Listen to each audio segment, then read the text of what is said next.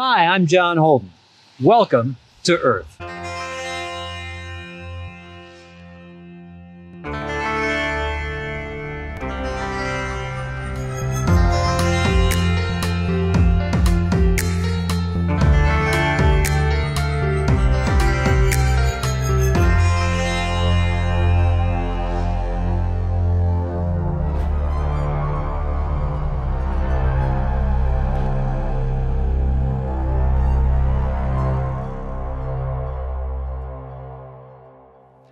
Our next story takes us here to the desert of New Mexico, near the border town of Columbus.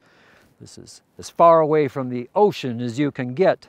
But this dry desert land has also become an oasis for the future of farming and for food. How is that possible? Let's take a look.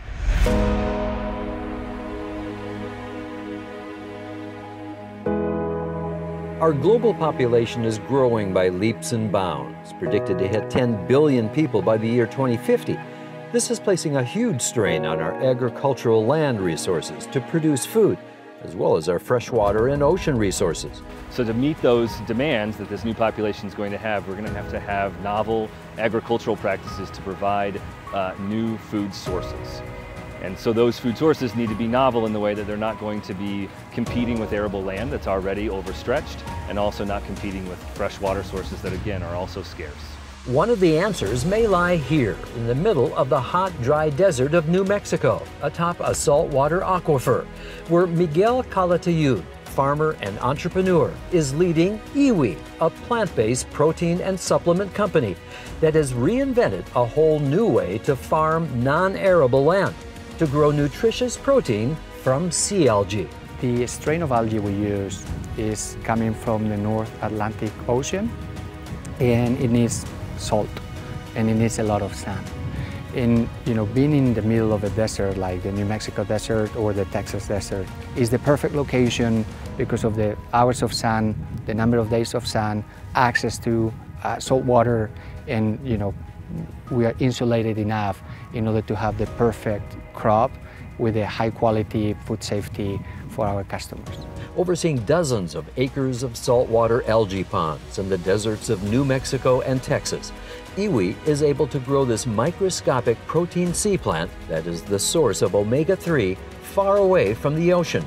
A super vegetable that can be sustainably grown in the desert year-round, using only recycled salt water and Earth's energy. These ponds are operated by a single paddle wheel, and so you can see that spinning behind us here. That's ultimately the only force that's going to be moving our water through these ponds. And then when we go to harvest these systems, we actually do everything using the force of gravity, which allows us to really reduce our electricity inputs. And so everything from here to the harvesting system is driven by gravity once we start harvesting. What people don't know is that fish and krill do not really generate any omega-3 fatty acids. They obtain it through the algae that they eat.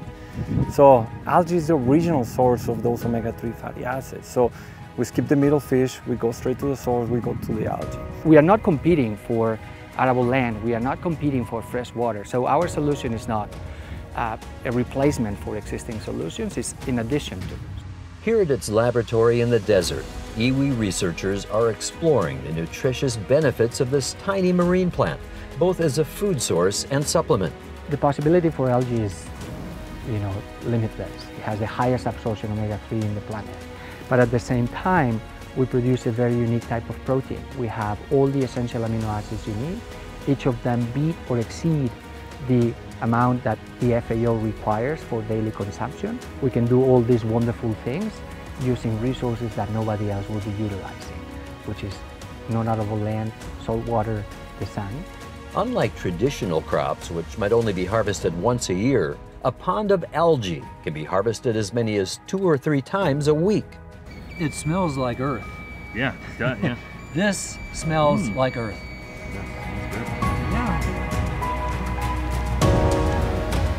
The dried marine plant can then be transported in containers to be extracted for use in food additives as well as supplements designed to reduce cholesterol and improve heart health. People look at algae and don't think of it as a food that they would use to help their health, but it's something that we really find beneficial, and we have clinical studies and trials that prove that.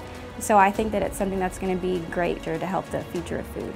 We believe we can change the food supply chain worldwide, bringing sustainable products and sustainable solutions in our everyday food. And if we do that, we will be able to win the war without people noticing that there was a battle. It's this concern for supplying alternative food protein, nutrition, and clean water for future generations that Miguel wants to educate and share the algae growing experience with his own children, 11-year-old Maria and 8-year-old Lucas. I'm really proud of my dad because they're kind of doing the impossible, because a lot of people, they didn't think that they could do this with the algae, and they did it. I learned that we have to protect the planet and not waste fresh water, and we have to produce healthy food for us and for our planet. It's all about developing sustainable farming methods and nutrient-rich food to feed and protect our planet. Algae could very well be one of the superfoods of our future. I'm John Holden. Thanks for watching.